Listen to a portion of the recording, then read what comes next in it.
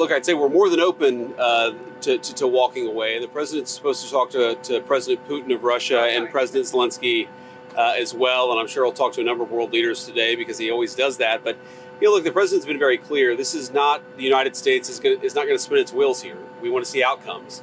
And the first major outcome that we wanted to see, which we were glad about, is that we wanted the Russians and the Ukrainians to put a real peace proposal on the table. What would you need to do in order to stop fighting? That happened. The second thing is they needed to agree to direct talks with one another.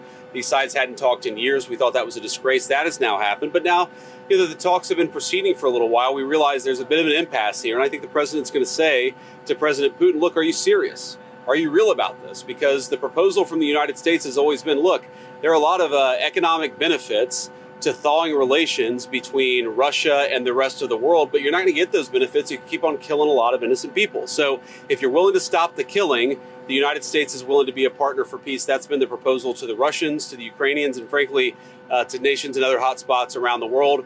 I won't prejudge the president's conversation. I actually was just on the phone with him. I know he's looking forward to it, and I wish him all the best. I think he's the right guy to negotiate for the country, and I'm excited about it. Yeah, I don't know. It's a good question, but there are so many different things that are obstacles that it's hard to pinpoint one in particular.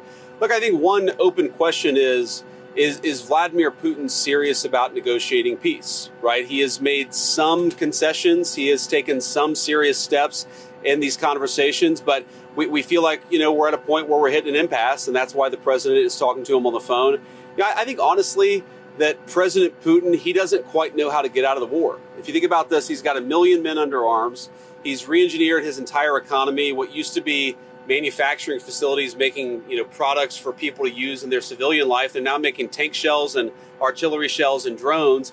And so this is a little bit of guess, but I think the president would agree that part of this is I'm not sure that Vladimir Putin has a strategy himself for how to unwind the war, of course, that's been going on for a few years now.